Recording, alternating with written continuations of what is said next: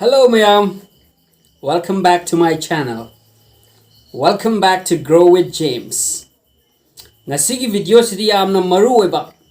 important oiba video have tare. English tamningba English khangingba mi singi oina di yam interesting oiba adugumba video amani. Mayam na hangba question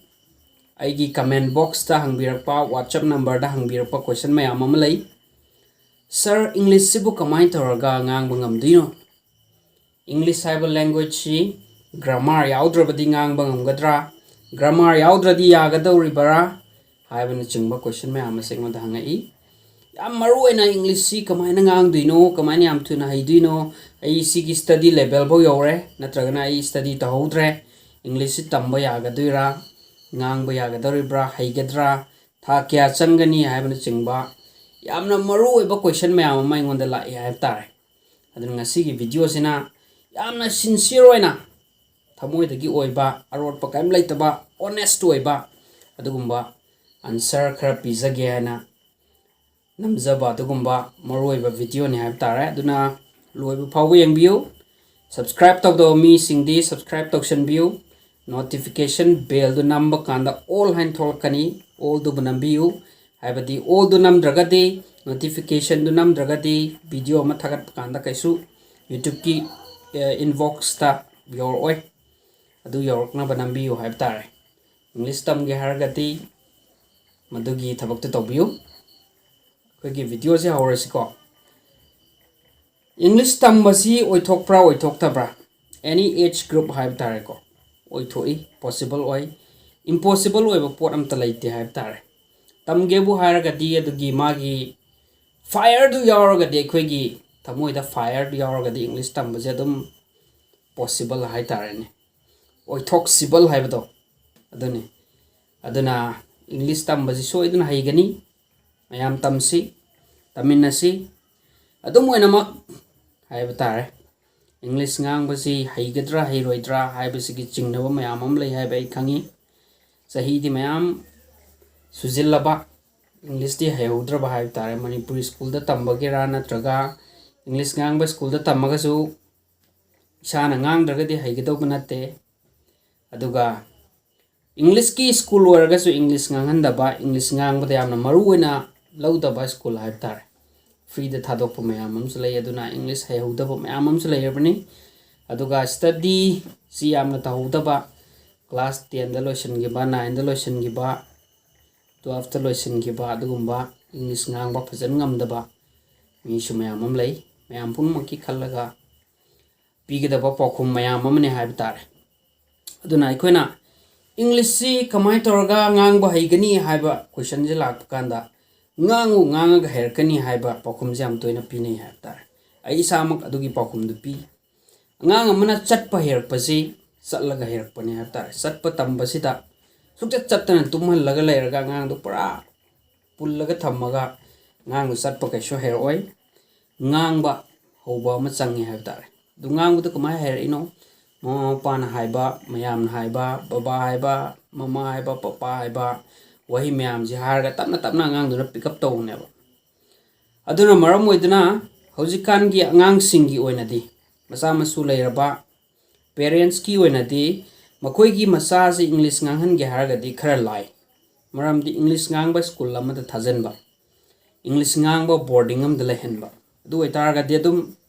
English se adum tapna adum hairkane maramdi mayam ngang manina taabanina masu ngang da yaroi dabnina tam su ngang thokpa adum hairkane ba adubo hai haudraba kangbu gi oinadi kitang wa ba hai tare aduna nauna muka tamba haibsi sai su sum yam salabnina ngang udu ngamdrabni sada yamna ikai ba thengnaba natraga ina tawningba interview bo ero natraga mayam da communication tawbo bo ero adukanda English si chumna ngang thokpa ngamdrabnina fluent oina breng lawn ngang ngamdrabni sada yamna inconvenient oiba haitarene aduna question mayam slakpane adu boy koina sat pada hira pumna ngang usu ngang ga her kadabni haiba pautak se khun yam toina tai adu bona khoigi thamoi nungda phawramba yai kamaina ngangba sungai haitana kamai to ngang duino ngangba haitana ngangba yabra haibe question am slai ngangba haitana vocabulary laitana kisu ngangba yaroi natra adugumba aruba question amju lae aduna vocabulary ji khangba tare kara hijinba tamsenba amdi change ko vocabulary mayam heiraga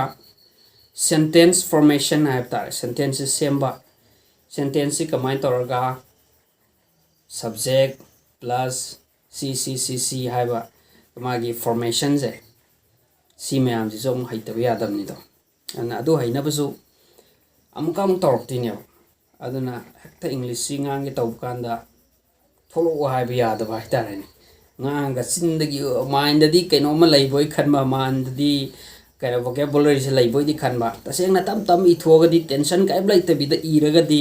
namna na kayani wai wata gar de sumgini haiba go wakalam di lai jabko ai khangdi khangi I ba khot padi hai adubo ngang thok pas da di pallaga lai re haiba gi wakal dam laiba aduna vocabulary si khangaga ju amuk ngang thok pa yadaba adu kana vocabulary khangaga di magi sentence construction ji khangba hograga di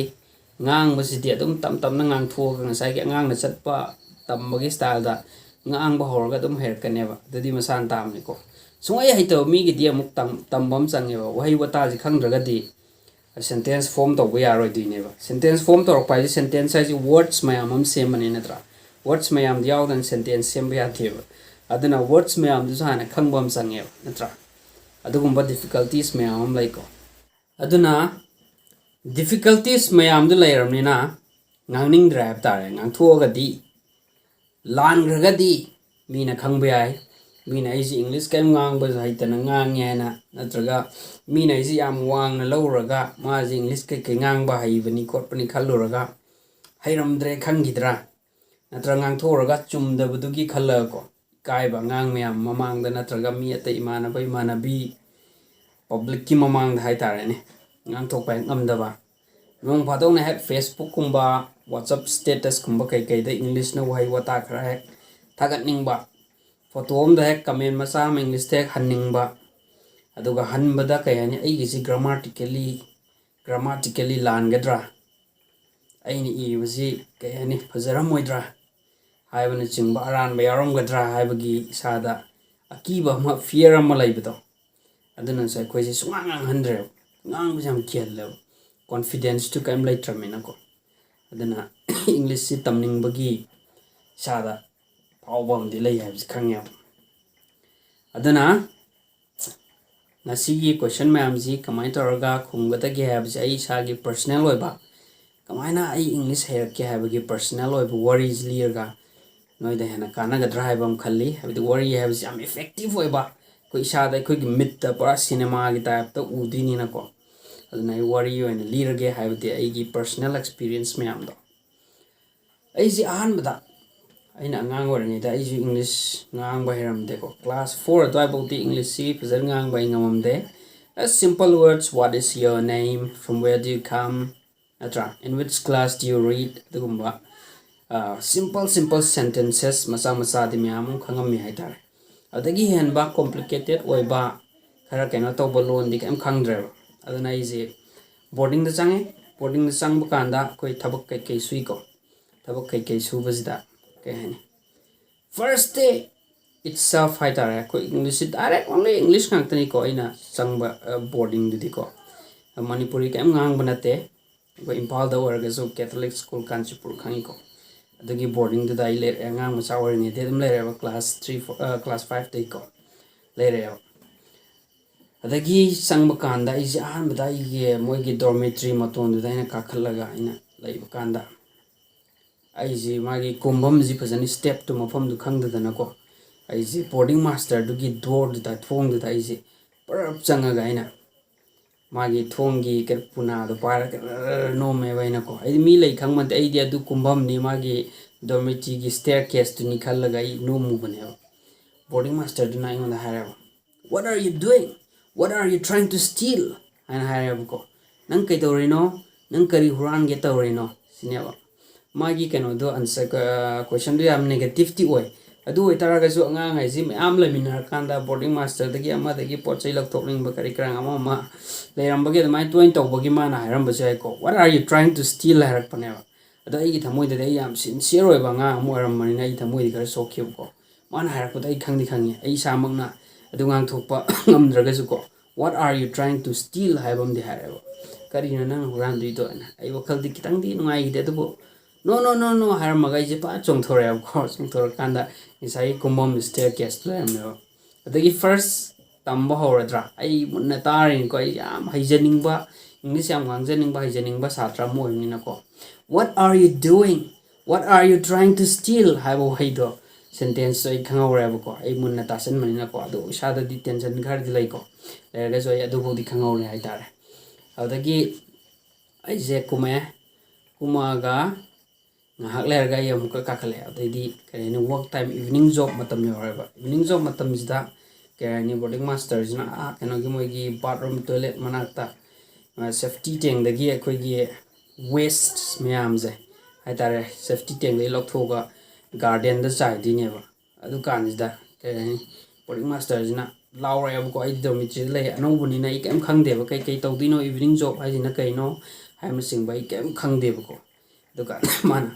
ꯑꯩꯒꯤ ꯃꯤꯡꯁꯤ ꯀꯧꯔꯒ ꯃꯥꯅ ꯂꯥꯎꯔ ꯍꯥꯏꯔꯦꯕ bring your bucket and come down ꯍꯥꯏꯔꯦꯕꯀꯣ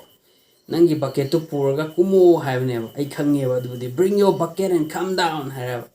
ꯑꯩ ꯕꯛꯀꯦꯠꯁꯦ ꯇꯥꯛ ꯄꯥꯔ ꯑꯩ ꯀꯨꯝꯃꯦ ꯑꯗꯩꯗꯤ ꯃꯥꯅ ꯏꯁꯤꯡ ꯂꯧꯊꯣꯛ ꯈꯣꯠꯂꯣ ꯍꯥꯏꯔꯦꯕꯀꯣ ꯑꯗꯩꯗꯤ ꯏꯁꯤꯡ ꯂꯧꯊꯣꯛ ꯈꯣꯠꯂꯣꯗꯣ ꯑꯥꯗ ꯆꯥꯏꯔꯣ go and pour there ꯀꯔꯤ ꯀꯔꯥ ꯍꯥꯏꯕꯗ ꯑꯩ ꯑꯗꯨꯝ ꯉꯥꯡꯊꯣꯛꯄꯗꯤ ꯉꯝꯗꯦ ꯑꯗꯨꯝ ꯇꯥꯏꯑꯦꯕ ꯑꯗꯩꯗꯤ ꯅꯣꯡꯃ ꯑꯩꯈꯣꯏꯅ ꯏꯚꯤꯅꯤꯡ ꯖꯣꯕ ꯑꯝꯗ ꯊꯕꯛꯁꯤ ꯁꯨꯕ ꯀꯥꯟꯗ ꯍꯥꯏꯇꯥꯔꯦ ꯊꯕꯛꯁꯤ ꯁꯨꯔꯤꯉꯩꯗ ꯑꯩꯈꯣꯏꯒꯤ ꯀꯩꯅꯣꯝꯃ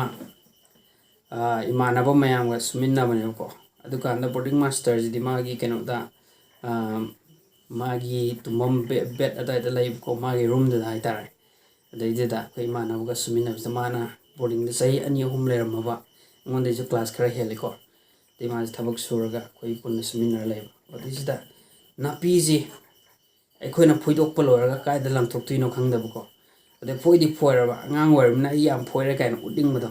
ꯑꯗꯨꯒ ꯀꯥꯏꯗ ꯂꯪꯊꯣꯛꯇꯣꯏꯅೋ ꯍꯥꯏꯕꯁꯤꯁꯨ ꯐꯣꯏꯔꯒ ꯀꯥꯏꯗ ꯂꯪꯊꯣꯛꯇꯣꯏꯅೋ ꯍꯥꯏꯕꯗꯨ ꯈꯪꯗꯕ ꯌꯥꯗꯕꯅꯤꯅꯀꯣ ꯑꯩꯅ ꯍꯪꯉꯦ ꯃꯉꯣꯟꯗ ꯑꯩꯅ ꯍꯥꯏꯕꯁꯤ ꯀꯥꯏꯗ ꯊꯝꯗꯣꯏꯅꯣ ꯈꯣꯠꯇꯣꯏꯅꯣ ꯏꯃꯥꯟꯅꯕꯗꯨꯗ ꯍꯥꯏꯕꯀꯣ ꯑꯗꯩ ꯃꯥꯁꯨ ꯈꯪꯗꯦꯕ ꯃꯥꯅ ꯑꯩ ꯍꯪꯒꯦ ꯍꯥꯏꯔꯦꯕꯀோ I'll ask now ꯍꯥꯏ ꯃꯥꯅꯀꯣ ꯑꯩ ꯍꯪꯒꯦ ꯍꯥꯏꯅꯀꯣ ꯑꯗꯩꯗꯤ ꯃꯥꯅ ꯍꯥꯏꯔꯕ brother ꯃꯥꯅ ꯍꯥꯏꯕꯀꯣ brother ꯀꯧꯋꯦ ꯕꯣꯔꯗꯤꯡ ꯃꯥꯁꯇꯔ brother ꯍꯥꯏꯕꯀꯣ brother where shall we keep this ꯍꯥꯏꯕ ꯃꯥꯅ where shall we keep this ꯍꯥꯏꯕꯀꯣ where shall we keep this ꯁꯤ ꯀꯗꯥꯏꯗ ꯊꯝꯗꯣꯏꯅꯣ where shall we keep this ꯑꯗꯩꯗꯤ ꯑꯩꯁꯦ where shall we keep this where shall I keep this ꯃꯥꯅ ꯍꯥꯏꯕꯗꯣ ꯃꯥꯅ ꯕꯣꯔꯗꯤꯡ ꯍꯥꯏꯁꯤꯗꯤ ꯀꯩ ꯍꯥꯏꯅꯤ ꯃꯥ ꯏꯪꯂꯤꯁꯇꯨ ꯄꯔꯐꯦꯛट ꯑꯣꯏꯗ꯭ꯔꯒꯁꯨ ꯀꯝꯃ꯭ꯌꯨꯅꯤꯀꯦꯁꯟꯗꯤ ꯑꯗꯨꯝ ꯌꯥꯏꯗꯅꯀꯣ ꯑꯗꯣ ꯑꯩ ꯒ꯭ꯌꯥꯟ ꯇꯥꯏꯑꯕ where shall we keep this ꯍꯥꯏꯕ ꯋꯥꯍꯩ ꯁꯦꯟꯇꯦꯟꯁꯁꯦ ꯑꯩꯒꯤ ꯃꯥꯏꯟꯗ ꯊꯝꯈ꯭ꯔꯦꯕ ꯑꯩ ꯃꯨꯟꯅ ꯇꯥꯔꯦꯕꯀꯣ ꯑꯩ ꯃꯅꯤꯄꯨꯔꯤ ꯁꯨꯡꯉꯥꯡ ꯉꯥꯡꯗꯦ ꯍꯥꯏꯇꯥꯔꯦ ꯃꯅꯤꯄꯨꯔꯤ ꯋꯥꯍꯩ ꯑꯃꯐꯥꯎ ꯑꯩꯒꯤ ꯀꯩꯅꯣ ꯆꯍꯤ 3-5-7-9 ꯂꯩꯔꯛꯄꯗꯣ ꯑꯩ ꯃꯅꯤꯄꯨꯔꯤ ꯋꯥꯍꯩ ꯑꯝꯇ ꯁꯨꯡꯉꯥꯏ ꯍꯥꯏꯗꯦꯕ ꯑꯣꯟꯂꯤ ꯑꯩ ꯀ꯭ꯂꯥꯁ 9-10 ꯌꯧꯔꯀꯥꯟꯗ ꯋꯥꯍꯩ ꯑꯃꯅꯤ ꯉꯥꯡꯉꯦꯕ ꯃꯅꯤꯄꯨꯔꯤꯗ ꯑꯗꯨꯅ ꯃꯤꯅ ꯑꯩꯁꯦ ꯇ꯭ꯔꯥꯏꯕꯦꯜ ꯃꯆꯥꯅꯤ ꯍꯥꯏꯅ ꯈꯜꯂꯒ ꯆꯤꯡꯃꯤꯅꯤ ꯍꯥꯏꯅ ꯑꯗꯨꯝ ꯂꯩꯌꯦꯕꯀꯣ ꯍꯥꯏꯕꯗꯤ ꯃꯣꯏꯅ ꯑꯩ ꯈꯪꯗꯕꯅꯤꯅ ꯕꯣꯔꯗꯤꯡꯗꯕꯨꯗꯤ ꯍꯣꯏ ꯑꯩ ꯃꯩꯇꯩ ꯃꯆꯥꯅꯤ ꯂꯣꯏ ꯈꯪꯉꯤꯀꯣ ꯑꯗꯨꯕꯨ ꯁ꯭ꯀꯨꯜꯗꯗꯤ ꯑꯩꯒꯤ ꯃꯤꯡ ꯑꯗꯨ ꯑꯣꯏꯖꯔꯒꯁꯨꯀꯣ ꯇ꯭ꯔꯥꯏꯕꯦꯜ ꯑꯣꯏꯔꯝꯒꯅꯤ ꯍꯥꯏꯕꯒꯤ ꯋꯥꯈꯜ ꯑꯃ ꯑꯗꯨꯝ ꯂꯩꯌꯦꯕ ꯃꯔꯝꯗꯤ ꯑꯩ ꯃꯅꯤꯄꯨꯔꯤ ꯁꯨꯡꯉꯥꯡ ꯉꯥꯡꯗꯕꯅꯤꯅꯀꯣ ꯑꯗꯣ ꯁ꯭ꯀꯨꯜꯗꯒ ꯄ꯭ꯔꯥꯏꯖ ꯑꯗꯨꯝ ꯐꯪꯉꯤ ꯆꯍꯤ ꯈꯨꯗꯤꯡꯒꯤ ꯀꯩꯅꯣ ꯏꯟꯁꯇ꯭ꯔꯨꯃꯦꯟ ꯕꯣꯛꯁꯀꯨꯝꯕ ꯀꯩ ꯑꯗꯨꯝ ꯄ꯭ꯔꯥꯏꯖ ꯑꯗꯨꯝ ꯐꯪꯉꯤꯀꯣ ꯃꯅꯤꯄꯨꯔꯤ ꯁꯨꯡꯉꯥꯡ ꯉꯥꯡꯗꯕꯒꯤ ꯍꯥꯏꯇꯥꯔꯦ ꯑꯗꯨꯃꯥꯏꯅ ꯑꯩꯅ ꯑꯍꯥꯟꯕ ꯇꯥꯕ ꯀꯥꯟꯗ ꯑꯗꯨꯒꯤ ꯃꯐꯝꯗꯨꯗ ꯕꯣꯔꯗꯤꯡ ꯁꯥꯇ꯭ꯔꯁꯤꯡꯅ ꯏꯪꯂꯤꯁ ꯉꯥꯡꯕꯗ ꯑꯩꯉꯣꯟꯗ ꯑꯁ ꯃꯣꯏ ꯑꯗꯨꯃꯥꯏꯅ ꯍꯩꯔꯗꯤ ꯁꯤꯗꯤ ꯋꯥꯎ ꯀꯥꯏꯔꯒꯀꯣ ꯁꯤꯗꯤ ꯄꯨꯔꯥ ꯕ꯭ꯔꯤꯇꯤꯁ ꯃꯆꯥꯒ ꯃꯥꯟꯅꯔꯦ ꯑꯃꯦꯔꯤꯀꯟ ꯃꯆꯥꯒ ꯃꯥꯟꯅꯔꯦ ꯌꯥꯝ ꯐꯖꯕꯗꯣ ꯃꯣꯏꯒꯤ ꯏꯪꯂꯤꯁꯀ ꯉꯥꯡꯕꯗꯀꯣ ꯀꯩꯅꯣ ꯐꯖꯅ ꯄꯦꯔꯦꯡꯒ ꯉꯥꯡꯕꯗ ꯑꯩꯗꯤ ꯑꯁ ꯁꯤꯗ ꯍꯦꯟꯅ ꯐꯖꯕ ꯏꯪꯂꯤꯁꯇꯤ ꯂꯩꯔꯝꯃꯔꯣꯏ ꯁꯤꯗꯤ ꯄꯨꯔꯥ ꯃꯥꯗꯤ ꯐꯣꯔꯦꯟꯅꯔꯅꯤ ꯍꯥꯏꯕꯒꯤ ꯋꯥꯈꯜ ꯑꯃ ꯈꯜꯂꯦꯕ ꯑꯗꯩ ꯊꯥ 5-6-7-9 ꯂꯩꯔꯛꯄꯗꯩꯗꯤ ꯂꯥꯁꯇ ꯑꯩꯁꯦ ꯅꯩꯕ ꯍꯧꯔꯛꯑꯦꯕ ꯑꯩꯅ ꯈ꯭ꯋꯥꯏꯗꯒꯤ ꯈꯪꯕ ꯍꯦꯜꯂꯛꯑꯦꯕꯀꯣ ꯏꯪꯂꯤꯁꯁꯤꯀꯣ ꯍꯥꯏꯗꯤ ꯑꯩꯉꯣꯟꯗ ꯂꯩꯔꯤꯕ ꯏꯟꯇꯔꯦꯁꯇꯣ ꯑꯗꯨꯅ ꯑꯩꯁꯦ ꯃꯣꯏꯅ ꯉꯥꯡꯉꯤꯗꯤ ꯅꯊꯤꯡ ꯃꯣꯏꯅ ꯉꯥꯡꯉꯤ ꯀꯔꯤꯝ ꯅꯠꯇꯦ ꯒ꯭ꯔꯥꯃꯥꯔꯇꯤꯀꯦꯜꯒꯤ ꯌꯥꯝ ꯆꯨꯝꯃꯦ ꯑꯩꯅ ꯌꯥꯝꯅ ꯂꯨꯛꯑꯞ ꯇꯧꯔꯝꯕ ꯑꯩꯅ ꯌꯥꯝ ꯉꯥꯡꯕ ꯐꯖꯩ ꯈꯜꯂꯝꯃꯤꯕ ꯃꯣꯏꯁꯤꯡꯁꯦ ꯒ꯭ꯔꯥꯃꯥꯇꯤꯀꯦꯜ ꯃꯤꯁꯇꯦꯛ ꯃꯌꯥꯝ ꯑꯃ ꯂꯩꯕꯀꯣ ꯒ꯭ꯔꯥꯃꯥꯇꯤꯀꯦꯜ ꯃꯤꯁꯇꯦꯛꯁ ꯃꯌꯥꯝ ꯑꯃ ꯂꯩꯕꯅꯤꯅ ꯑꯩ ꯑꯗꯨꯝ ꯈꯪꯉꯦꯕ ꯑꯗꯒꯤ ꯃꯣꯏꯒꯤ ꯄ꯭ꯔꯣꯅꯥꯎꯟꯁꯤꯌꯦꯁꯟ ꯀꯔꯤ ꯀꯔꯥ ꯑꯃꯁꯨ ꯑꯋꯥꯠꯄ ꯃꯌꯥꯝ ꯂꯩꯌꯦꯕ ꯑꯗꯨ ꯈꯪꯕꯅ ꯑꯩꯅ ꯑꯁ ꯏꯪꯂꯤꯁꯁꯤ ꯁꯨꯃꯥꯏꯅ ꯇꯧꯕ ꯌꯥꯎꯔꯦ ꯍꯥꯏꯕ ꯋꯥꯈꯜ ꯑꯃ ꯑꯩꯉꯣꯟꯗ ꯑꯁ ꯃꯣꯏꯅ ꯉꯥꯡꯉꯤ ꯏꯪꯂꯤꯁꯁꯤꯗꯤ ꯀꯩꯁꯨ ꯅꯠꯇꯦ ꯍꯥꯏꯕ ꯋꯥꯈꯜ ꯑꯃ ꯂꯥꯛꯈ꯭ꯔꯦꯕ ꯍꯥꯏꯗꯤ ꯏꯁꯥꯒꯤ ꯑꯩ ꯍꯣꯠꯅꯕꯒꯤ ꯃꯃꯜꯗꯨꯅ ꯍꯥꯏꯇꯥꯔꯦ ꯍꯣꯠꯅꯕꯒꯤ ꯍꯣꯠꯅꯕꯒꯤ ꯃꯍꯩꯗꯣ ꯑꯗꯨꯅ ꯑꯩꯅ ꯈꯪꯕ ꯍꯦꯜꯂꯛꯈꯤꯕꯗꯣ ꯑꯗꯨꯅ ꯂꯥꯁꯇ ꯑꯩ ꯑꯗꯨꯃꯥꯏꯅ ꯇꯧꯒꯦ ꯍꯥꯏꯇꯥꯔꯦ ꯑꯗꯨꯒ ꯀꯃꯥꯏꯅ ꯇꯧꯔꯒ ꯑꯩ ꯍꯣꯠꯅꯕꯒꯦ ꯍꯥꯏꯕꯒꯤ ꯀꯩꯅꯣꯁꯤꯁꯨ ꯄ꯭ꯔꯣꯁꯦꯁꯁꯤꯁꯨ ꯃꯌꯥꯝ ꯂꯩꯀꯣ ꯍꯣꯠꯅꯕ ꯍꯥꯏꯕꯁꯤ ꯍꯦꯛꯇ ꯀꯩꯅꯣ ꯇꯧꯕ ꯅꯠꯇꯦ ꯅꯣꯡꯃꯗ ꯌꯥꯕ ꯅꯠꯇꯦꯀꯣ ꯃꯤꯅ ꯉꯥꯡꯕ ꯃꯌꯥꯝꯗꯣ ꯃꯨꯟꯅ ꯃꯨꯟꯅ ꯇꯥꯁꯟꯕ ꯑꯣꯖꯥꯅ ꯉꯥꯡꯕ ꯃꯌꯥꯝꯗꯣ ꯃꯨꯟꯅ ꯃꯨꯟꯅ ꯇꯥꯁꯟꯕ ꯑꯗꯒꯤ ꯔꯦꯗꯤꯑꯣ ꯇꯦꯂꯤꯚꯤꯖꯟ ꯅꯠꯇ꯭ꯔꯥ ꯁꯤꯒꯨꯝꯕ ꯃꯌꯥꯝꯗ ꯍꯥꯏꯔꯤꯕ ꯋꯥꯍꯩ ꯋꯥꯇꯥ ꯏꯪꯂꯤꯁꯀꯤ ꯅ꯭ꯌꯨꯁꯅꯆꯤꯡꯕ ꯑꯩꯈꯣꯏ ꯏꯪꯂꯤꯁꯀꯤ ꯅ꯭ꯌꯨꯁ ꯀꯩꯀꯩ ꯑꯗꯨꯝ ꯅꯨꯡꯇꯤꯒꯤ ꯌꯦꯡꯍꯜꯂꯦꯀꯣ ꯑꯗꯨ ꯃꯌꯥꯝꯗꯨꯁꯨ ꯑꯩ ꯃꯨꯟꯅ ꯃꯨꯟꯅ ꯇꯥꯁꯜꯂꯦꯀꯣ ꯃꯣꯏꯅ ꯉꯥꯡꯉꯤꯗꯣ ꯀꯩꯅꯣ ꯑꯍꯥꯟꯕ ꯑꯩ ꯄꯤꯛꯑꯞ ꯇꯧꯕ ꯀꯌꯥꯝ ꯉꯝꯃꯝꯗꯦ ꯃꯣꯏꯅ ꯍꯥꯏꯔꯤꯕ ꯂꯦꯡꯒ꯭ꯋꯦꯖ ꯃꯣꯏꯒꯤ ꯋꯥꯍꯩ ꯋꯥꯇꯥ ꯃꯣꯏꯒꯤ ꯉꯥꯡꯕꯒꯤ ꯑꯔꯊ ꯀꯩꯀꯩ ꯑꯩ ꯑꯝꯇ ꯈꯪꯉꯝꯗꯦꯀꯣ ꯑꯗꯨꯕꯨ ꯅꯣꯡꯃꯒꯤ ꯁꯨꯝ ꯇꯥꯁꯜꯂꯛꯄ ꯀꯥꯟꯗ ꯍꯥꯏꯔꯛꯑꯦ ꯑꯗꯩ ꯂꯥꯏꯔꯤꯛ ꯃꯌꯥꯝ ꯑꯃ ꯑꯩ ꯄꯥꯏꯀꯣ ꯂꯥꯏꯔꯤꯛ ꯃꯌꯥꯝ ꯑꯃ ꯍꯥꯏꯗꯤ ꯒ꯭ꯔꯥꯃꯥꯔꯒꯤ ꯂꯥꯏꯔꯤꯛꯀꯨꯝꯕ ꯅꯠꯇꯦ ꯁ꯭ꯄꯣꯀꯟꯒꯤ ꯏꯪꯂꯤꯁ ꯂꯥꯏꯔꯤꯛ ꯅꯠꯇꯦ ꯑꯩꯅ ꯄꯥꯔꯤ ꯃꯌꯥꯝꯁꯤꯀꯣ ꯑꯩꯅ ꯄꯥꯔꯗꯤ ꯋꯥꯔꯤꯒꯨꯝꯕ ꯅꯣꯚꯦꯜꯁꯀꯨꯝꯕ ꯇꯤꯡꯀꯜꯒꯨꯝꯕ ꯑꯇꯩ ꯑꯇꯩ ꯀꯔꯤ ꯍꯥꯏꯅꯤ ꯑꯉꯥꯡꯒꯤ ꯑꯣꯏꯕ ꯃꯤꯁꯇ꯭ꯔꯤꯒꯤ ꯑꯣꯏꯕ ꯊ꯭ꯔꯤꯂꯔꯒꯤ ꯑꯣꯏꯕ ꯑꯦꯛꯁꯟꯒꯤ ꯑꯣꯏꯕ ꯁꯤꯒꯨꯝꯕ ꯁꯨꯄꯥꯟꯗꯤꯒꯨꯝꯕ ꯃꯈꯜ ꯃꯈꯜꯒꯤ ꯂꯥꯏꯔꯤꯛ ꯃꯌꯥꯝꯁꯦ ꯑꯉꯥꯡꯒꯤ ꯀꯔꯤ ꯍꯥꯏꯅꯤ ꯀꯥꯔꯇꯨꯟꯒꯤꯒꯨꯝꯕ ꯃꯌꯥꯝꯁꯦ ꯁꯨꯝ ꯄꯥꯁꯤꯜꯂꯦꯕ ꯄꯥꯕ ꯀꯥꯟꯗ ꯄꯤꯛꯆꯔꯒ ꯌꯥꯎꯔꯒ ꯃꯣꯏꯅ ꯍꯥꯏꯔꯤꯕ ꯋꯥꯍꯩ ꯈꯛꯇꯨ ꯇꯛꯇ ꯕꯕꯜꯁ ꯇꯧꯔꯒ ꯌꯦꯛꯑꯒ ꯍꯥꯏꯕ ꯈꯣꯠꯄ ꯃꯌꯥꯝꯗꯨ ꯋꯥꯔꯤꯗꯨ ꯁꯝꯅ ꯁꯨꯝ ꯂꯥꯛꯄꯁꯤꯗꯀꯣ ꯑꯩꯉꯣꯟꯗ ꯀꯔꯤ ꯍꯥꯏꯅꯤ ꯁꯤꯅ ꯍꯥꯏꯔꯤꯁꯤ ꯁꯤ ꯑꯣꯏꯔꯝꯒꯅꯤ ꯁꯤꯅ ꯍꯥꯏꯔꯤꯁꯤ ꯁꯤ ꯑꯣꯏꯔꯝꯒꯅꯤ ꯍꯥꯏꯕꯒꯤ ꯋꯥꯔꯤ ꯁꯨꯝ ꯄꯨꯁꯟꯕ ꯉꯝꯃꯦꯕꯀꯣ ꯂꯥꯏꯔꯤꯛ ꯃꯌꯥꯝꯁꯦ ꯁꯨꯝ ꯄꯥꯔꯀꯥꯟꯗꯗꯤ ꯒ꯭ꯌꯥꯟ ꯑꯗꯨꯝ ꯇꯥꯔꯛꯑꯦꯕ ꯃꯣꯏꯅ ꯍꯥꯏꯁꯤ ꯀꯔꯤꯅꯣ ꯍꯥꯏꯕꯅꯆꯤꯡꯕ ꯃꯌꯥꯝꯁꯤ ꯒ꯭ꯌꯥꯟ ꯇꯥꯔꯛꯑꯦꯕꯀꯣ ꯑꯦꯛꯁꯟꯗꯨꯒ ꯄꯤꯛꯆꯔꯗꯨꯒ ꯌꯥꯎꯔꯒ ꯋꯥꯔꯤꯁꯤ ꯁꯨꯝ ꯐꯣꯂꯣ ꯇꯧꯔꯛꯄ ꯀꯥꯟꯗꯀꯣ ꯑꯗꯨꯝ ꯒ꯭ꯌꯥꯟ ꯇꯥꯔꯛꯑꯦ ꯍꯥꯏꯇꯥꯔꯦ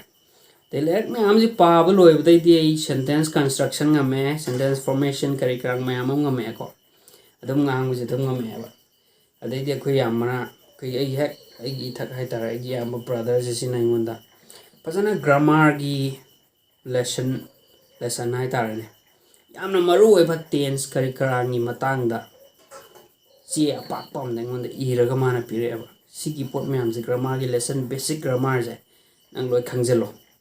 ꯌꯥꯝ ꯃꯔꯨ ꯑꯣꯏꯕꯅꯤ ꯁꯤ ꯈꯪꯉꯒꯗꯤ ꯅꯪꯉꯣꯟꯗ ꯌꯥꯝ ꯀꯥꯟꯅꯒꯅꯤ ꯍꯥꯏꯅ ꯃꯥꯅ ꯍꯥꯏꯔꯛꯑꯦꯕ ꯑꯗꯩꯗꯤ ꯑꯩꯁꯤ ꯏꯌꯥꯝꯕꯒ ꯑꯩꯒ ꯌꯥꯝ ꯂꯥꯞꯅ ꯂꯩꯕꯅꯤꯅꯀꯣ ꯑꯩꯅ ꯄꯨꯔꯥ ꯁꯣꯝꯗ ꯏꯝꯐꯥꯜ ꯂꯣꯝꯗ ꯃꯥꯅ ꯑꯃꯨꯛꯀ ꯃꯅꯤꯡꯂꯣꯝꯗꯀꯣ ꯏꯕꯥꯅꯤ ꯂꯩꯔꯤ ꯕꯣꯔꯗꯤꯡꯁꯤ ꯇꯣꯉꯥꯟ ꯇꯣꯉꯥꯟꯅꯦꯕ ꯑꯗꯨꯅ ꯃꯥꯅ ꯏꯌꯥꯝꯕꯅ ꯄꯤꯔꯛꯄ ꯄꯣꯠꯇꯣ ꯑꯩ ꯏꯃꯣꯁꯟ ꯑꯃ ꯌꯥꯎꯔꯒꯀꯣ ꯑꯩꯉꯣꯟꯗ ꯏꯌꯥꯝꯕꯅ ꯄꯤꯔꯛꯄꯅꯤ ꯈꯜꯂꯒ ꯑꯩꯉꯣꯟꯗ ꯁꯤꯗꯤ ꯍꯩꯇꯕ ꯌꯥꯗꯦ ꯈꯜꯂꯒꯀꯣ ꯑꯣꯟꯂꯤ ꯀ꯭ꯂꯥꯁ 5 ꯈꯛ ꯇꯝꯕ ꯀꯥꯟꯗꯅꯤꯀꯣ ꯍꯥꯏꯔꯤꯁꯦ ꯑꯩꯅ ꯃꯥꯅ ꯄꯤꯔꯛꯄ ꯄꯦꯄꯔꯗ ꯏꯕ ꯄꯣꯠꯁꯦ ꯂꯣꯏ ꯈꯪꯗꯣꯏꯑꯕ ꯂꯣꯏ ꯐꯥꯗꯣꯏ ꯒ꯭ꯔꯥꯃꯥꯔꯒꯤ ꯔꯨꯜꯁ ꯀꯩꯀꯩꯅꯤꯀꯣ ꯇꯦꯟꯁꯦꯁꯀꯨꯝꯕ ꯀꯩꯀꯩ ꯑꯩꯅ ꯌꯨꯇ꯭ꯌꯨꯕꯇꯁꯨ ꯃꯌꯥꯝ ꯊꯥꯒꯠꯈ꯭ꯔꯕꯅꯦ ꯑꯗꯨꯒꯨꯝꯕ ꯔꯨꯜꯁ ꯃꯌꯥꯝꯗꯣ ꯑꯩꯅ ꯂꯣꯏꯅꯃꯛ ꯕꯩꯍꯥꯔꯠ ꯇꯧꯔꯒ ꯗꯥꯏꯖꯦꯁ ꯇꯧꯔꯒ ꯀꯣꯛꯇ ꯐꯖꯅ ꯊꯝꯈ꯭ꯔꯦꯕ ꯂꯣꯡ ꯇꯔꯝ ꯃꯦꯃꯣꯔꯤꯗ ꯑꯩꯅ ꯊꯝꯈ꯭ꯔꯦꯕ ꯍꯧꯖꯤꯛꯐꯥꯎ ꯑꯩ ꯀꯔꯤꯝ ꯀꯥꯎꯗꯦ ꯌꯦꯡꯗ ꯂꯣꯏ ꯇꯥꯛꯄ ꯉꯝꯒꯅꯦꯕ ꯑꯗꯨꯒꯤ ꯒ꯭ꯔꯥꯃꯥꯔ ꯄꯥꯔꯠꯁ ꯃꯌꯥꯝꯗꯣꯀꯣ ꯑꯗꯨ ꯃꯌꯥꯝꯗꯨꯁꯨ ꯈꯪꯖꯤꯜꯂꯦ ꯑꯗꯩꯗꯤ ꯍꯧꯖꯤꯛ ꯍꯥꯏꯔꯤꯕ ꯄꯣꯠ ꯃꯌꯥꯝꯁꯤꯗ ꯑꯗꯨꯝ ꯈꯪꯕ ꯉꯝꯃꯤ ꯑꯩꯈꯣꯏꯅꯀꯣ ꯏꯪꯂꯤꯁꯁꯤ ꯍꯥꯏꯔꯤꯕ ꯏꯔꯛꯏꯕ ꯁꯦꯟꯇꯦꯟꯁꯁꯤ ꯂꯥꯟꯕ꯭ꯔꯥ ꯂꯥꯟꯗꯕ꯭ꯔꯥ ꯍꯥꯏꯕꯅꯆꯤꯡꯕ ꯃꯌꯥꯝ ꯑꯃ ꯍꯧꯖꯤꯛꯀꯤ ꯒ꯭ꯔꯥꯃꯥꯔꯗꯨꯗ ꯑꯩꯅ ꯇꯝꯈꯤꯕ ꯃꯌꯥꯝꯗꯨꯗ ꯑꯗꯨꯝ ꯁꯤꯝꯄꯜ ꯄꯤꯁ ꯑꯣꯐ ꯄꯦꯄꯔꯗꯨꯗ ꯏꯔꯛꯄ ꯃꯌꯥꯝꯗꯣ ꯑꯗꯨ ꯂꯣꯏ ꯈꯪꯕ ꯉꯝꯃꯦ ꯍꯥꯏꯇꯥꯔꯦ ꯏꯔꯤꯕ ꯄꯣꯠꯁꯤ ꯆꯨꯝꯕ꯭ꯔꯥ ꯅꯠꯇ꯭ꯔꯒ ꯂꯥꯟꯕ꯭ꯔꯥ ꯍꯥꯏꯕꯅꯆꯤꯡꯕꯁꯤ ꯂꯣꯏ ꯈꯪꯕ ꯉꯝꯃꯦꯕ ꯉꯥꯡꯉꯛꯏꯕ ꯄꯣꯠꯁꯤ ꯆꯨꯝꯕ꯭ꯔꯥ ꯆꯨꯝꯗꯕ꯭ꯔꯥ ꯍꯥꯏꯕꯅꯆꯤꯡꯕ ꯂꯣꯏ ꯈꯪꯕ ꯉꯝꯃꯦ ꯍꯥꯏꯇꯥꯔꯦ ꯑꯗꯣ ꯀꯣꯟꯅ ꯑꯩ ꯒꯨꯋꯥꯍꯥꯇꯤꯗ ꯑꯣꯔꯤꯌꯦꯟꯇꯦꯁꯟ ꯀꯣꯔꯁ ꯇꯧꯕ ꯀꯥꯟꯗꯀꯣ ꯁ꯭ꯄꯤꯔꯤꯆꯨꯋꯦꯜ ꯇ꯭ꯔꯦꯅꯤꯡ ꯑꯩꯅ ꯇꯧꯕ ꯀꯥꯟꯗ ꯑꯩꯈꯣꯏꯒꯤ ꯀꯔꯤ ꯍꯥꯏꯅꯤ ꯔꯦꯛꯇꯔꯗꯨꯅ ꯅꯨꯡꯇꯤꯒꯤ ꯑꯩꯈꯣꯏꯒꯤ ꯄ꯭ꯔꯣꯅꯟꯁꯤꯌꯦꯁꯟ ꯀꯔꯦꯛꯁꯟ ꯇꯧꯋꯦꯕ ꯑꯗꯒꯤ ꯑꯩꯈꯣꯏꯒꯤ ꯑꯣꯛꯁꯐꯣꯔꯗ ꯗꯤꯛꯁꯅꯔꯤꯗ ꯌꯦꯡꯍꯜꯂꯦ ꯗꯤꯛꯁꯅꯔꯤ ꯀꯃꯥꯏꯅ ꯄꯥꯗꯣꯏꯅꯣ ꯈꯣꯠꯇꯣꯏꯅꯣ ꯍꯥꯏꯕꯅꯆꯤꯡꯕ ꯃꯌꯥꯝ ꯇꯧꯔ ꯇꯥꯛꯄꯤꯔꯒꯀꯣ ꯑꯩꯈꯣꯏꯒꯤ ꯗꯤꯛꯁꯟ ꯀꯩꯀꯩ ꯃꯌꯥꯝꯁꯦ ꯉꯥꯡꯕ ꯁꯛꯄꯒꯤ ꯄ꯭ꯔꯣꯅꯟꯁꯤꯌꯦꯁꯟ ꯀꯩꯀꯩ ꯃꯌꯥꯝꯁꯤ ꯃꯊꯪ ꯃꯊꯪ ꯇꯝꯍꯜꯂꯦꯕ ꯑꯗꯒꯤ ꯑꯃꯨꯛ ꯈꯪꯉꯦ ꯍꯥꯏꯇꯥꯔꯦ ꯑꯗꯨꯅ ꯍꯧꯖꯤꯛ ꯃꯤ ꯑꯃꯅ ꯉꯥꯡꯊꯣꯔꯛꯄ ꯀꯥꯟꯗ ꯃꯥꯒꯤ ꯄ꯭ꯔꯣꯅꯟꯁꯤꯌꯦꯁꯟꯁꯤ ꯌꯥꯗꯦ ꯆꯨꯝꯗꯦ ꯍꯥꯏꯕꯅꯆꯤꯡꯕ ꯂꯣꯏ ꯈꯪꯕ ꯉꯝꯃꯦ ꯍꯥꯏꯇꯥꯔꯦꯀꯣ ꯏꯁꯥꯃꯛ ꯄꯔꯐꯦꯛ ꯑꯣꯏꯗ꯭ꯔꯒꯁꯨ ꯑꯗꯨꯝ ꯂꯥꯟꯕꯗꯣ ꯑꯗꯨꯝ ꯏꯔꯥꯏ ꯂꯥꯏꯅ ꯐꯥꯕ ꯉꯝꯃꯦ ꯍꯥꯏꯇꯥꯔꯦ ꯑꯗꯨꯃꯥꯏꯅ ꯇꯧꯋꯤ ꯑꯗꯨꯒ ꯑꯩꯒꯤ ꯀ꯭ꯂꯥꯁ 6ꯇꯒꯤꯅ ꯀ꯭ꯂꯥꯁ 10 ꯐꯥꯎꯁꯤ ꯑꯦꯅꯤ ꯁ꯭ꯄꯤꯀꯤꯡ ꯀꯣꯝꯄꯤꯇꯤꯁꯟꯗ ꯍꯥꯏꯇꯥꯔꯦ speaking competition temporary speech competition ꯑꯗꯒꯤ ꯀꯔꯤ ꯏꯂꯣꯀ꯭ꯌꯨꯁꯟ ꯗꯤꯀ꯭ꯂꯃꯦꯁꯟꯅꯆꯤꯡꯕ ꯀꯣꯝꯄꯤꯇꯤꯁꯟ ꯃꯌꯥꯝꯁꯤꯗ ꯗꯤꯕꯦꯠꯀꯨꯝꯕ ꯀꯩꯀꯩ ꯃꯌꯥꯝꯁꯤꯗ ꯑꯩꯅ ꯆꯍꯤ ꯈꯨꯗꯤꯡꯒꯤ 5ꯔꯛ ꯇꯧꯔꯁꯨ 5ꯔꯛ ꯑꯩꯅ ꯑꯗꯨꯝ ꯐꯥꯔꯁ ꯂꯧꯏꯀꯣ ꯑꯩꯅ ꯑꯗꯨꯝ ꯂꯧꯏ ꯍꯥꯏꯇꯥꯔꯦ ꯑꯦꯅꯤ ꯁ꯭ꯄꯤꯀꯤꯡ ꯀꯣꯝꯄꯤꯇꯤꯁꯟꯗꯗꯤ ꯃꯔꯝꯗꯤ ꯂꯦꯡꯒ꯭ꯋꯦꯖꯇꯨ ꯈꯪꯉꯦ ꯒ꯭ꯔꯥꯃꯥꯔꯗꯨ ꯈꯪꯉꯦ ꯉꯥꯡꯕ ꯍꯩꯔꯦ ꯒ꯭ꯔꯥꯃꯥꯔ ꯈꯪꯉꯦ ꯄ꯭ꯔꯣꯅꯟꯁꯤꯌꯦꯁꯟ ꯈꯔ ꯈꯪꯉꯦ ꯑꯗꯨꯅ ꯑꯩꯅ ꯀꯣꯟꯐꯤꯗꯦꯟꯠꯂꯤ ꯉꯥꯡꯉꯛꯄ ꯀꯥꯟꯗꯗꯤ ꯀꯔꯤ ꯍꯥꯏꯅꯤ ꯖꯠꯁꯤꯡꯗꯨꯁꯨ ꯑꯩꯉꯣꯟꯗ ꯑꯗꯨꯝ ꯃꯥꯔꯛꯇꯨ ꯌꯥꯝ ꯄꯤꯕꯅꯤꯅ ꯑꯩ ꯑꯗꯨꯝ ꯐꯥꯔꯁ ꯇꯥꯔ ꯂꯥꯛꯑꯦꯕ Day class 11 12 levels yorpodai aise henna haining ba haib tarane haibida mapung phadre class 10 level bogi haibisi kaisu mapung phaba natte dana henna khangna buja ingonda laeba kamai tor khangani haibsi ko daina lona kano mapam do kaim thamba yaba natte ko workman gumaina radio macha maina lona thamme ingonda ko earpiece ama pala ko midang yi pung baro ga helak pa pung ama da ga tar pa kari kar myam da American gi English adagi British English Chinese English Australian English kari kar channel myam jaina layer sum thiba adugo one na taba ko imoy ngang bi style kari kar jai ji thang lokshin ngam me ko sum khang ba he sum khang ba sum hele midang 7:30 adai dam ko pung 7:30 to 8 adai dam ka news yang haleba NDTV gumba kari kar ni haleba ko matam da ade moi English tom ka moina news pa kan da kai hai no have to English tam ka do ithopon on masam da ko admai toraga taba sakpa kari kar sa interest se fire am yawm ni sa da ko fire the burn toraga lai ni na ko haining bagi fire the burn taw ni na ai ngam me ba dum tam khibu ko adu yaudra di yaro ya mi kaba kaba ai khangninge English haininge ngangba haininge harga yaro sagi hotnamba sangba hotnamba ji am sange ba hotnamba sange di interest to layer ga di soidana dum haigine interest to later ga di oibero ha mi koina information mi am data mi am na koi da pisal laga su si taw me am harga su isana interest later ga di nga ki oiba temporal oiba temporary hai tare ne nga haininga ma ko na magi effort to magi hard work to kan pidragadi kem khana do lora do ma'am to torga ngang basakpa ama speech kari krang pi ba khotpa drama yawba degi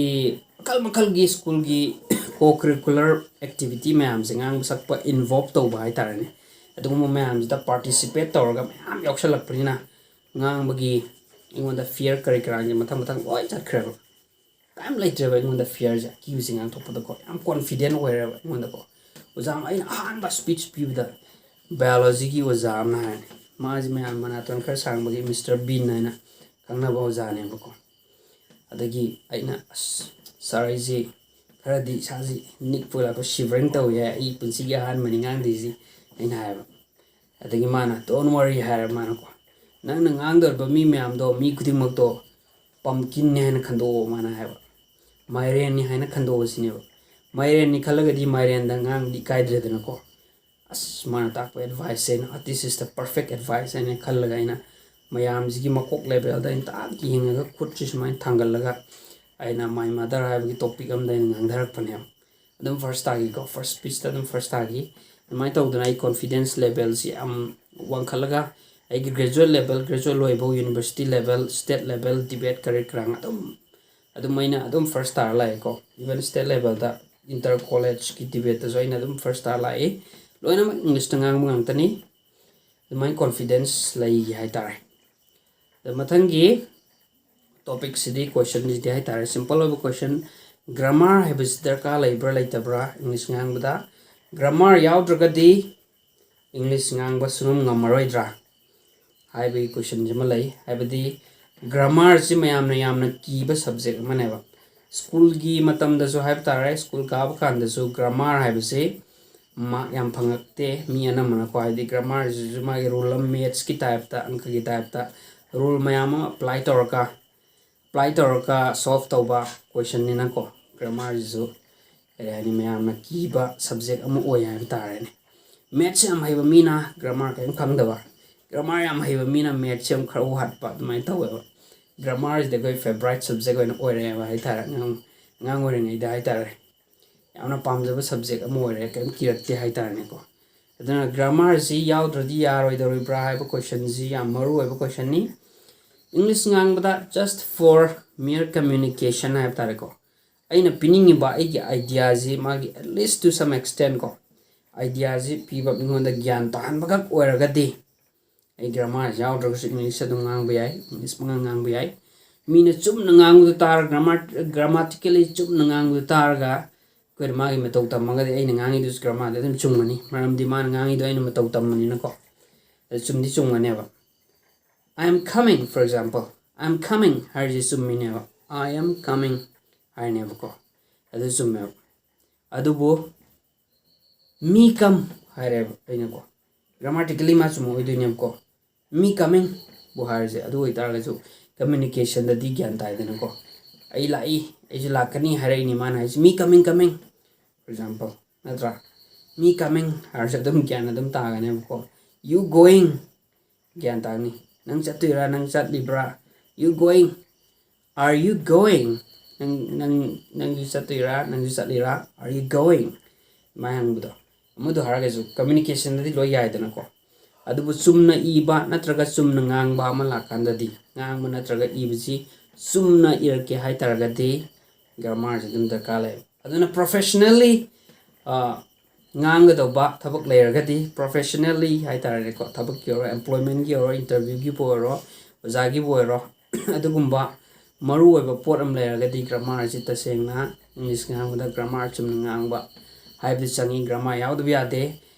just for communication or gadi marketing kare kare pot laiba khot pa ma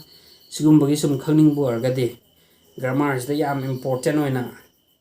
grammar yaw dra sunga ya roi na tadai sunga ngang ba ya roi hai bagi mindset tu laibai kana de ai tare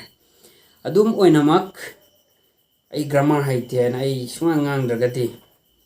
ai sunga he roi adu za aran ba step amoy ga ne ba natra aduna grammar ji phajana haitraga ju english tingang badum horo vocabulary layergadi sentence construction khara hairgadi ngang thokpa horo hai tare ngangagadi adum hairakani vocabulary mayam tamo grammar ji tamdaba su nya yadabani grammar ji tamsalo magi kai silak pa hai pot mayam magi laibni nako adum mayam du tamsin mam sangi grammar ji khar tamo ai hoje grammar gi layram jam kan iri lower kan da dum youtube ta dum har kani ko aduna ta house ki oina story kare karang pa ba khot pagi ama magi oragade shada hena haina ba sentence formation haina ba expression ngamna bo oragade ai gi han mamangi 7 ship books haina ina kan youtube ta kanogi numi khari mamang dam tharat kibne ba adugi description da lyric mayam am jlai aina parak pa lyric mayam am ko adus laibne adu changa ling du changa dum laiba gani hojik so ai adum grammar gi lair kumba maru oiba grammar gi lair ki adu spoken english gi lair por zo natraga phajaba jabo wari khara koi english tam da mating pangada ba hena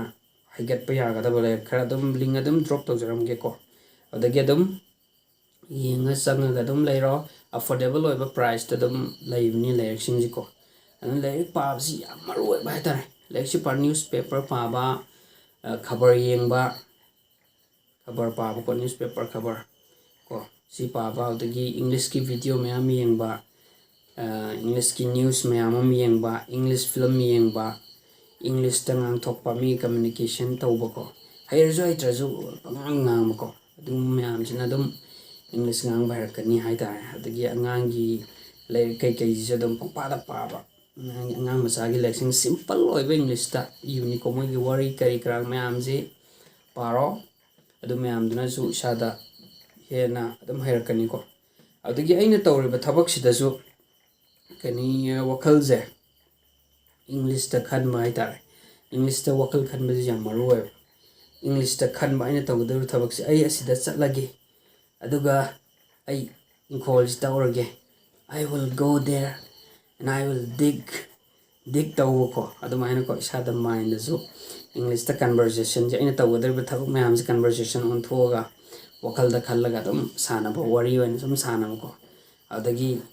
law dana khotan lawbuk ta kai da chalaga lyric si lawna pa ba khotpa leina ko adugum mayam sina dum improvement ngang ba improvement mayam lerkani adagi website ke app kumba ke mayam je laibane koina foreigner ke ama ga wari sana ba yabagi chance pi ba adugum website mayam je laibane hai tar koina payment garadi fee ki pira free of laibane adu free have a posina di limitation mayam laidana ko the payment kharaga ai tasengna interest laidana ai tamdaba yade khangdaba yade haragadi kana paid website ke yam budina te ko adugum je laibane aduga mogi number ke ama lo yawarga online da call tawnaga wari sanaba yaba tamba yaba adugumba website mayam am jlaibne adugumba du khari yang shalo adubo an bagi priority oina vocabulary mayam khangjalo grammar ji basic tagi angang dagi horaga grammar gi lyric mayam ji pasalo tagi khabar ke mayam paro lyric ki wari lyric si wari ya ji simple easy english ta evni wari mayam pasalo dagi english ki video mayam yengo grammar kra khangjalo basic ki oina natra dagi ngang thokpa ji horo kra ngang ma horo ai tare ngang sakpa ma horo adu ai targadi tamna tamna dam english se herkani aduga khangdaba mayam natraga suggestion suggestion kari mayam pininga gade natra khangdaba hangninga gade adum comment box adum hangbiro adum reply adum tawjarakani ngasi gi onadi ai matang jida video ji loisalage aduga mathangi video dam unarsi muka ningsing jaboina subscribe tawdo missing subscribe tawchalo the notification bell do nambiro video sina kitan maru oiba kanaba khara oi khragati like button do nambiro comment masama suggestion masam pipiro thanks for watching bye bye